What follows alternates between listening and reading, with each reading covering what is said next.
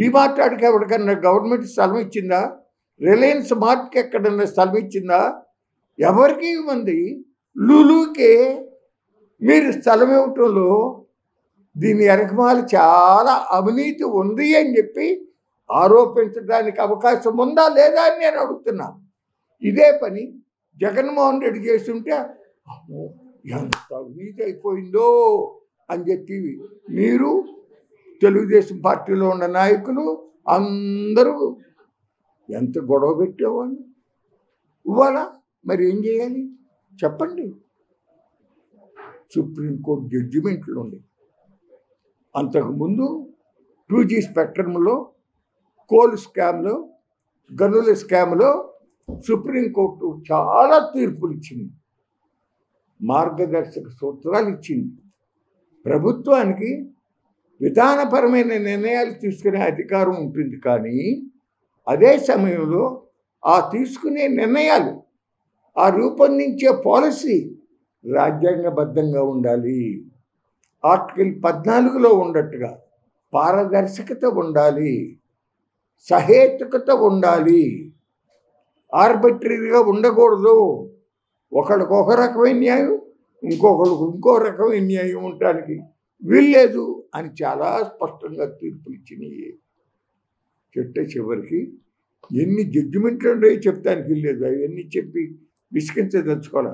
కానీ ఒక్కటి చెప్తున్నా, హైదరాబాద్లో అక్కడ గవర్నమెంటు, ఎంపీలు, ఎమ్మెల్యేలు, మీ జర్నలిస్టు మిత్రుల గురించి ఒక కోఆపరేటివ్ హౌసింగ్ సొసైటీకి తక్కువ ఖర్చులో తక్కువ ఖరీదుతో భూములు ఇస్తే దానిపైన కోర్టులో అంచెలంచెలుగా విచారణలు జరిగి చివరికి హైకోర్టు, సుప్రీంకోర్టు కూడా ఇది చెల్లదు, మీరు కొన్ని సంస్థలకి ఒక రేటు చొప్పున ఇచ్చి ఈ ప్రివిలేజ్డ్ సెక్షన్స్ ఎవరైతే ఉండారో మంచిగా ఆదాయం, వనరులు, అధికారం అన్నీ ఉన్నటువంటి ఈ వర్గాలకి ఈ రేటు వాడికి ఇవ్వటం, ఇది ఆర్టికల్ 14 విరుద్ధం, ఇది చెల్లదు అని చెప్పి స్పష్టంగా తీర్పు ఇచ్చినటువంటి పరిస్థితి జరిగింది. ఇట్లా చాలా ఉన్నాయి. అట్లా చేస్తానికి వీల్లేదు. గవర్నమెంట్ కూడా, మన గవర్నమెంట్ కూడా 2012లో జీవో నెంబర్ 571 ద్వారా ఇచ్చినటువంటి పాలసీని అనుసరించి చేయాలి. ఏముంది దాంట్లో? ఎప్పుడైనా ప్రైవేటు సంస్థలకి ప్రభుత్వ భూమిని ఇచ్చినప్పుడు దాన్ని మార్కెట్ విలువలో తగ్గకుండా అమ్మాలి. ఒకవేళ లీజుకు ఇస్తే మార్కెట్ విలువలో 10% కాడికి సంవత్సరానికి లీజ్ అమౌంట్ ప్రభుత్వానికి రావాలి అని చెప్పి చాలా స్పష్టంగా ఉంది. అక్కడ విశాఖపట్నంలో TCS ఆ సంస్థకి ఎకరం 99 పైసలు కాడికి ఇస్తారా?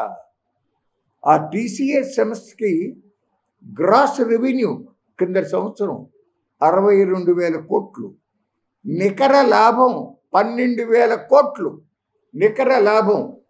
అట్లాగే కాగ్నిజెంట్ అనేటటువంటి మల్టీనేషనల్ కంపెనీకి 17,000 కోట్లు నికర లాభం.